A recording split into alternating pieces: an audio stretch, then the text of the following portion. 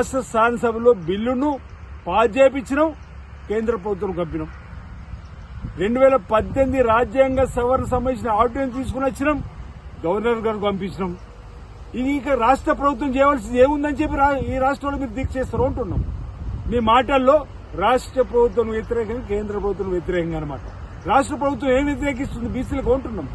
అసలు రాష్ట్ర ప్రభుత్వం యావత్తు కేబినెట్ లోనే తీర్మానం చేసి 3 రోజులు మేము అక్కడ ఢిల్లీలో భారతీయ జనతా పార్టీపై ఒత్తిడి పెంచాలని ప్రభుత్వం పైన రాష్ట్రపతి కలవాలి, జంతర్ మంతర్ ధర్నా అని చెప్పని మీ ప్రకటన చేస్తే మీరేదో 72 గంటలు నేను దీక్ష చేస్తా అని చెప్పని అసలు మా బీసీలు ఎవరు అడిగారు మిమ్మల్ని అని? అసలు మీరు ఏ హోదాతో చేస్తారు? బీఆర్ఎస్ లో మీ హోదా అయిందో అంటున్నా. ఇటు కేటీఆర్, ఇటు మీరేమో డ్రామాలు, కేసీఆర్ గారు మాట్లాడరు. అంత హిస్టారికల్ మూవ్మెంట్ బీసీ బిల్ వస్తే ఆ బీసీ బిల్లుకి సంబంధించిన సందర్భంలో ప్రతిపక్ష నేత హోదాలో కేసీఆర్ గారు రారు. ఈరోజు ఈ డైవర్షన్ పాలిటిక్స్ మానండి, ఈ డ్రామాలు మానండి. మా చిత్తశుద్ధిని మీరు శంకించవలసిన అవసరం లేదు.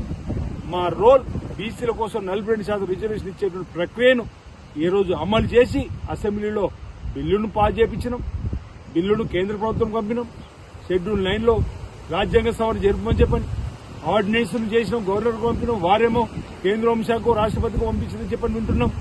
మీ పోరాటం, మీ దీక్ష, మీకు నిజంగా మా బీసీల పైన చిత్తశుద్ధి ఉంటే మీ నాయకుడు కేసీఆర్ గారు, ప్రతిపక్ష నేత మాజీ సీఎం కేసీఆర్ గారు తీసుకొచ్చి ఢిల్లీలో ఈ దీక్షన ధర్నాన ఏం చేస్తారో చేసి అప్పుడు మీ చిత్తశుద్ధి